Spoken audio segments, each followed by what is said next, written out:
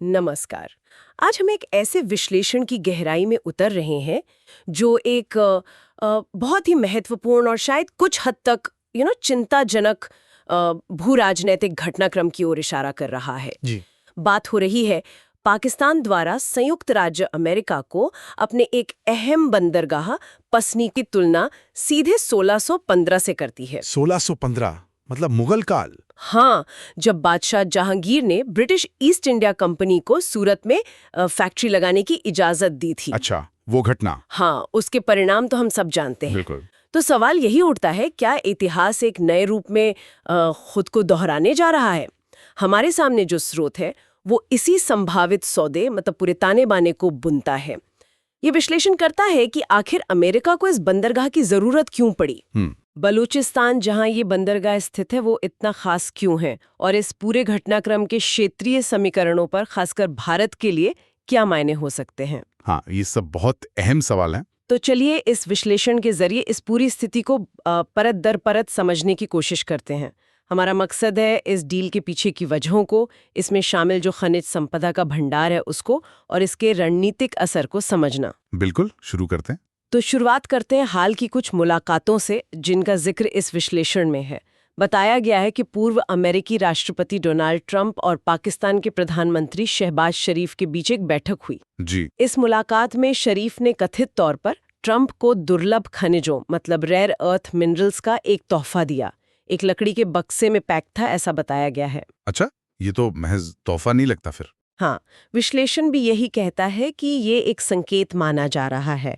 और दावा ये है कि पाकिस्तान द्वारा अमेरिका को अपना पसनी बंदरगाह सौंपने का सौदा लगभग तय हो चुका है, या कम से कम उस दिशा में तेजी से आगे बढ़ रहा है। ये काफी बड़ी खबर है अगर ये सच है। बिल्कुल, यहीं पर बात वाकई दिलचस्प हो जाती है।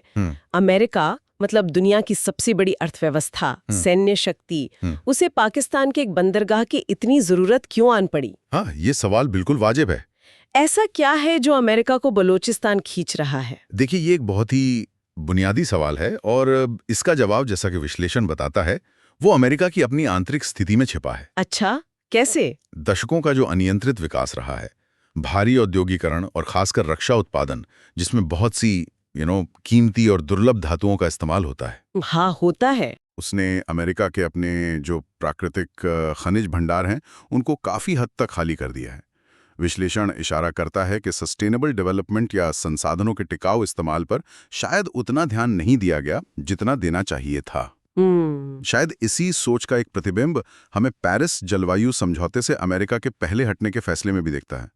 हालांकि वो बाद में फिर शामिल हो गया, लेकिन मूल बात यह है कि घरेलू संसाधन कम हो रहे हैं। तो मतलब घर के संसाधन कम हो रहा है। हाँ, और जब घर के संसाधन कम होते हैं तो नजर बाहर की ओर जाती है ना? सही बात है। अमेरिका अब अपनी जरूरतों को पूरा करने के लिए बाहरी स्रोतों पर बहुत ज्यादा निर्भर हो रहा है। विश्लेषण यूक्रेन का एक ताजा उदाहरण देता है। हाँ, वो सुना था। कुछ समय पहले ही यूक्रेनी राष्ट्रपति की व्हाइट हाउस यात्रा के दौरान अमेरिका और यूक्रेन के बीच लगभग $300 बिलियन का एक बड़ा मिनरल सौदा हुआ। $300 बिलियन? बापे। जी, ये दिखाता है कि अमेरिका किस पैमाने पर भारी संसाधनों की तलाश में है। अब उसी कड़ी में विश्लेषण के अनुसार अमेरिका पाकिस्तान जैसे देशों की ओर देख रहा है। पाकिस्तान के पास न सिर्फ रणनीतिक लोकेशन है बल्कि प्रचुर खनिज संसाधन भी हैं, और शायद मौजूदा आर्थिक और राजनीतिक हालात में वो बाहरी मदद या सौदेबाजी के लिए ज्यादा खुला भी हो। अच्छा। अमेरिका मूल रूप से अपने खत्म होते या कम होते घरेलू भंडारों को फिर से भरना चाहता है, अपनी सप्लाई चेन को सुरक्षित करना चाहता है एक तरह से। ये वाकई मतलब सोचने वाली बात है कि अमेरिका जैसी महाशक्ति अपने ही संसाधनों को लेके इस स्थिति में है। जी। और जैसा कि स्रोत बता रहा है, इसका सीधा असर अब उसकी विदेश नीति पे दिख रहा है, जैसे कि पाकिस्तान के साथ ये संभावित सौदा। हाँ, बिल्कुल।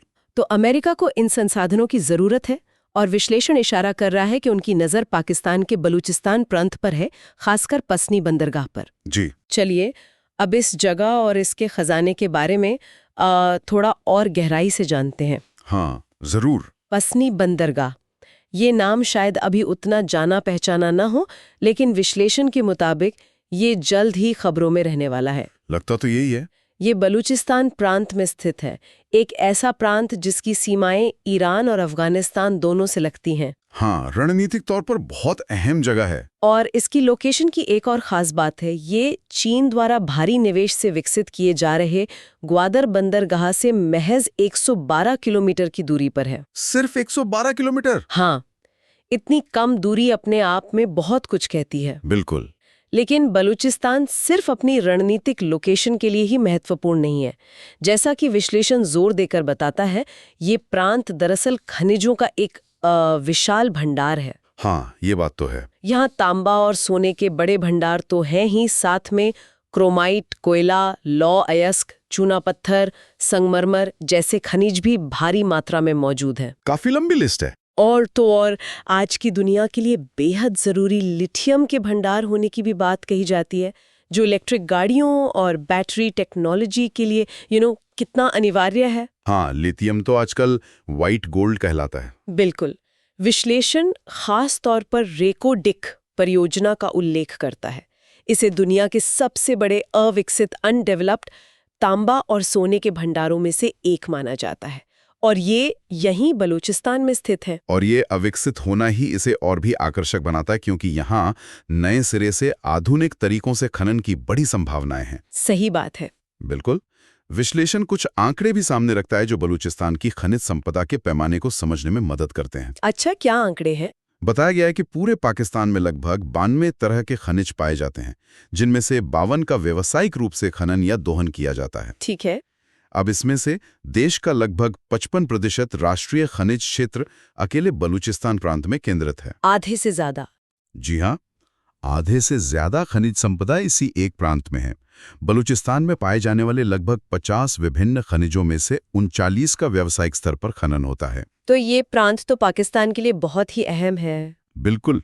वित्त वर्ष 2021 के जो आंकड़े स्रोत में दिए गए हैं, उनके अनुसार खनन और खनिज क्षेत्र ने पाकिस्तान के कुल जीडीपी में 2.38% का योगदान दिया था। 2.38%, शायद बहुत बड़ा प्रतिशत न लगे, लेकिन एक विकासशील अर्थव्यवस्था के लिए ये फिर भी महत्वपूर्ण है। और अब विश्लेषण के अनुसार इसी विशाल खनिज संपदा पर अमेरिका की नजर है, और पसनी बंदरगाह उस तक पहुंचने का एक जरिया बन सकता है।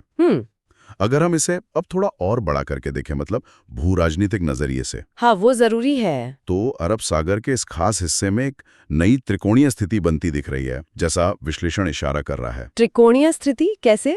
एक तरफ पसनी बंदरगाह होगा ना, जिससे अमेरिका विकसित कर सकता है या कर रहा है। दूसरी तरफ सिर्फ 112 किलोमीटर दूर चीन द्वारा विकसित ग्वादर बंदरगाह है। हाँ। और तीसरी तरफ ज्यादा दूर नहीं, ईरान में भारत द्वारा विकसित चाबहार बंदरगाह है। अच्छा, पसनी, ग्वादर और चाबहार। जी। तो ये तीन बंदरगाह, पसनी संभावित अमेरिकी प्रभाव, ग्वादर चीनी प्रभाव और चाबहार भारतीय भागीदारी, एक बेहद महत्वपूर्ण रणनीतिक त्रिकोण बना रहे हैं। ये तो वाकई एक नया समीकरण बन रहा है। हाँ, ये महज व्यापार के केंद्र नहीं, बल्कि बड़ी शक्तियों के प्रभाव क्षेत्र के प्रतीक बनते जा रहे हैं। इसे आप इस क्षेत्र में प्रभुत्व की एक नई बिसात या न्यू ग्रेट गेम का शुरुआती चरण भी कह सकते हैं। New great game. हाँ, जहाँ खेल अब जमीन के साथ साथ समंदर और संसाधनों पर केंद्रित हो रहा है। सही बात है। और जाहिर है, इस खेल में हर खिलाड़ी दूसरे के कदमों पर नजर रखे हुए हैं। हाँ, बिल्कुल।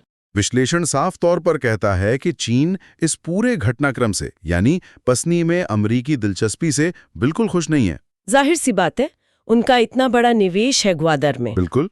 ग्वादर बंदरगाह चीन के महत्वाकांक्षी चीन पाकिस्तान आर्थिक गलियारे सीपैक का समुद्री सिरा है, जिस पर चीन ने अरबों डॉलर का निवेश किया है।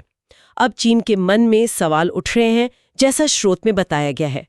अगर पाकिस्तान रणनीतिक रूप से अमेरिका के करीब जा रहा है और उसे पसनी जैसे बंदरगाह तक पहुंच दे रहा है, तो फिर सीपैक और खासकर ग्वादर के भविष्य का क्या होगा? हाँ, ये सवाल तो उठेगा। क्या पाकिस्तान की प्राथमिकताएं बदल रही हैं? यही, क्या चीन के इतने बड़े निवेश पर असर पड़ेगा? विश्लेषण ये भी बताता है कि शायद इसी बदलती पृष्ठभूमि में चीन ने हाल ही में भारत को द्विपक्षीय शांति वार्ता के लिए फिर से आमंत्रित किया है। अच्छा, ये तो दिलचस्प बात है। हाँ, ये दिखाता है कि क्षेत्रीय समीकरण कितने तरल हो सकते हैं, कैसे एक चाल दूसरी चाल को प्रभावित करती है। और ये नज़दीकी पसनी और ग्वादर के बीच सिर्फ 112 किलोमीटर की दूरी है। या विश्लेषण कहता है कि ये लगभग 1 घंटे की ड्राइव है। बस 1 घंटा? हाँ, जरा सोचिए, एक तरफ चीन द्वारा संचालित अत्याधुनिक बंदरगाह और उसके बिल्कुल बगल में अमेरिकी प्रभाव वाला बंदरगाह। ये तो मतलब काफी तनावपूर्ण स्थिति बन सकती है। बिल्कुल, इतनी करीबी मौजूदगी निश्चित रूप से इस क्षेत्र में रणनीतिक तनाव और प्रतिस्पर्धा को बहुत ज्यादा बढ़ा सकती है। ये निगरानी, जासूसी और एक दूसरे पर नजर रखने का एक नया अखाड़ा बन सकता है। हाँ, इसकी पूरी संभावना है। तो सवाल उठता है कि इस पूरी बिसात का, इस त्रिकोणीय खेल का और खासकर पसनी में अमेरिकी उपस्थिति की संभावना का भारत के लिए क्या मतलब है? हाँ, ये सबसे अहम सवाल है हमारे लिए। विश्लेषण इस बारे में कई गंभीर चिंताएं सामने रखता है। ये भारत के लिए महज एक दूर का घटनाक्रम नहीं है। बिल्कुल नहीं। पहली और शायद सबसे तात्कालिक चिंता सुरक्षा से जुड़ी है। सुरक्षा कैसे? विश्लेषण के अनुसार पसनी बंदरगाह की लोकेशन ऐसी है कि वहां से भारत के पश्चिमी तट, खासकर गुजरात और यहां तक कि मुंबई के नौसैनिक ठिकानों और साथ ही अरब सागर में भारतीय नौसेना की गतिविधियों पर सीधी निगरानी रखना अमेरिका के लिए बहुत आसान हो जाएगा। ये तो बड़ी चिंता की बात है। हाँ, अगर पाकिस्तान इसमें सहयोग करता है तो ये निगरानी क्षमता और बढ़ सकती है। विश्लेषण ये भी आशंका जताता है कि अमेरिका पसनी का इस्तेमाल सिर्फ खनिजों के निर्यात के लिए ही नहीं करेगा, बल्कि भविष्य में इसे एक पूर्ण शक्तिशाली नौसैनिक अड्डे, नेवल बेस के रूप में भी विकसित कर सकता है। नेवल बेस बलूचिस्तान में? जी, अगर ऐसा होता है तो ये अरब सागर में, जो भारत के व्यापार और सुरक्षा के लिए जीवन रेखा है, भारत के लिए एक बहुत बड़ा और स्थायी सुरक्षा खतरा पैदा कर देगा। हाँ, भारत के इतने करीब एक अमेरिकी नौसैनिक अड्डा, ये तो वाकई चिंताजनक है। बिल्कुल, अपने पिछवाड़े में एक संभावित अमेरिकी नौसैनिक अड्डा होना निश्चित रूप से चिंता का विषय है। और दूसरी चिंता? दूसरी बड़ी चिंता भारत के अपने रणनीतिक निवेश, यानी ईरान में विकसित किए जा रहे चाबहार बंदरगाह के भविष्य को लेकर है। हाँ, चाबहार को भारत ने मध्य एशिया और अफगानिस्तान तक पहुंचने के लिए ग्वादर के जवाब के तौर पर देखा है। लेकिन अब पसनी में अमेरिकी उपस्थिति चाबहार के बहुत पास इस पूरे समीकरण को जटिल बना सकती है। कैसे जटिल बना सकती है? देखिए, भले ही ईरान भारत का मित्र बना रहे, लेकिन पास में अमेरिकी नौसैनिक या रणनीतिक उपस्थिति भारत की चाबहार के जरिए मध्य एशिया तक जो निर्बाध पहुंच है, उसको बाधित कर सकती है। अच्छा। विश्लेषण का मानना है कि अमेरिकी मौजूदगी प्रत्यक्ष या अप्रत्यक्ष रूप से चाबहार की रणनीतिक प्रासंगिकता को धीरे धीरे कमजोर करने की कोशिश कर सकती है, या कम से कम भारत के लिए इसे इस्तेमाल करना और मुश्किल बना सकती है। ये भी एक गंभीर बात है। और कोई चिंता जो विश्लेषण में बताई गई हो? हाँ, एक तीसरी थोड़ी अलग लेकिन उतनी ही गंभीर चिंता जो विश्लेषण उजागर करता है, वो लेन देन की प्रकृति से जुड़ी है। लेन देन की प्रकृति मतलब क्या ये सिर्फ खनिजों का सौदा है या इसके पीछे कुछ और भी है? विश्लेषण सवाल उठाता है कि क्या पाकिस्तान इन बेशकीमती खनिजों और रणनीतिक लोकेशन के बदले भविष्य में अमेरिका से कुछ और उम्मीदें करेगा? जैसे कि खासकर क्या किसी तनाव या संघर्ष की स्थिति में विशेष रूप से भारत के खिलाफ पाकिस्तान अमेरिका से उन्नत सैन्य सहायता या महत्वपूर्ण राजनयिक समर्थन की मांग करेगा? ओह, ये आशंका तो है। स्रोत के मुताबिक इस बात की प्रबल संभावना है कि पाकिस्तान भविष्य में इन खनिजों को एक बार्गेनिंग चिप की तरह इस्तेमाल करके अमेरिका से भारत के खिलाफ रणनीतिक रियायतें या समर्थन हासिल करने की कोशिश कर सकता है। ये तो काफी चिंताजनक पहलू है। हालांकि तस्वीर पूरी तरह एक तरफा भी नहीं है, जैसा आपने कहा। जी, विश्लेषण में एक दिलचस्प वाक्य का भी जिक्र है जो थोड़ी अस्पष्टता पैदा करता है। हाँ, वो ट्रंप वाला वाक्य। हाँ, वही। एक तरफ तो बताया गया है कि पाकिस्तान के प्रधानमंत्री शहबाज शरीफ और सेना प्रमुख आसिम मुनीर इस संभावित अमेरिकी समर्थन या सौदे से खुश नजर आ रहे हैं। लेकिन वहीं दूसरी तरफ एक सार्वजनिक मंच पर हुई घटना का जिक्र है। शहबाज शरीफ कथित तौर पर डोनाल्ड ट्रंप की तारीफ कर रहे थे, शायद पाकिस्तान और भारत के बीच किसी तरह के सीज फायर या शांति बहाली में उनकी भूमिका के लिए धन्यवाद दे रहे थे। ओके। लेकिन इसके तुरंत बाद जब ट्रंप ने बोलना शुरू किया तो उन्होंने भारत को एक मित्र राष्ट्र, फ्रेंड नेशन कह दिया। अच्छा। शरीफ के सामने? हाँ। विश्लेषण के अनुसार ये मंच पर खासकर शरीफ के लिए एक थोड़ी अजीब और असहज स्थिति बन गई। हाँ, समझ सकता हूँ। शायद वो अमेरिका से कुछ और तरह की प्रतिबद्धता या बयान सुनने की उम्मीद कर रहे थे, ये घटना दिखाती है कि अमेरिका शायद पाकिस्तान को साथ लेते हुए भी भारत के साथ अपने संबंधों को संतुलित रखने की कोशिश करेगा। हाँ, ये अमेरिकी विदेश नीति का एक क्लासिक उदाहरण हो सकता है, संतुलन साधना। इससे स्थिति और भी जटिल हो जाती है। बिल्कुल।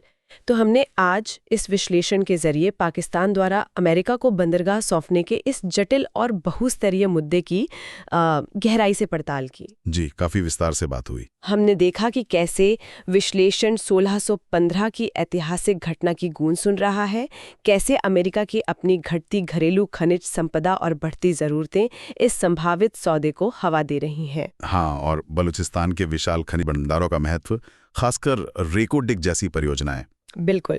और हमने देखा कि कैसे पसनी का उदय ग्वादर, चीन और चाबहार भारत के साथ मिलकर अरब सागर में एक नया रणनीतिक त्रिकोण बना रहा है, जिसे शायद एक न्यू ग्रेड गेम का मंच कहा जा सकता है। हाँ, और जो सबसे अहम बात सामने आई वो थी भारत के लिए संभावित चिंताएं।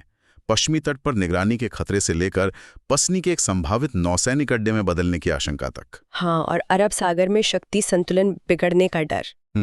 साथ ही चाबहार बंदरगाह पर इसका संभावित असर और इस बात की चिंता कि क्या ये खनिज सौदा भविष्य में पाकिस्तान द्वारा भारत के खिलाफ अमेरिकी समर्थन मांगने का आधार बन सकता है। वो ट्रंप वाला वाकया ये भी दिखाता है कि बड़ी शक्तियों के बीच रिश्ते कितने अप्रत्याशित हो सकते हैं। बिल्कुल। अंत में ये विश्लेषण हमें कुछ गहरे सवालों के साथ छोड़ जाता है। जी। नियंत्रण की इस अंतिम दौड़ को देखते हुए क्या इस तरह के सौदे, जहां एक देश अपने महत्वपूर्ण रणनीतिक संपत्ति और प्राकृतिक संसाधन किसी बाहरी शक्ति को सौंपता है, क्या ये वास्तव में उस देश को लंबे समय में कोई फायदा पहुंचा सकते हैं? ये बहुत बड़ा सवाल है। या ये सिर्फ एक चक्र है जो अलग अलग किरदारों और अलग अलग रूपों में बार बार खुद को दोहराता रहता है, जिसमें अंततः मेजबान देश को नुकसान ही होता है? इतिहास तो कुछ ऐसा ही इशारा करता है कई बार। और दूसरा सवाल, दुनिया के तट के इतने छोटे से हिस्से पर पसनी, ग्वादर, चाबहार, 3 बड़ी वैश्विक शक्तियों अमेरिका, चीन, भारत का इतना गहन रणनीतिक ध्यान केंद्रित होना, ये भविष्य में वैश्विक संसाधनों के लिए होने वाले संघर्षों और समुद्री शक्ति प्रदर्शनों के बारे में क्या संकेत देता है? हाँ, क्या ये भविष्य की एक झलक है जहां दुनिया के अहम संसाधन क्षेत्रों पर इसी तरह की तीव्र प्रतिस्पर्धा होगी? बिल्कुल। ये कुछ ऐसे सवाल हैं जिन पे शायद हमें आने वाले समय में और सोचने की जरूरत होगी। सही कहा, सोचने पर मजबूर करने वाले सवाल हैं ये।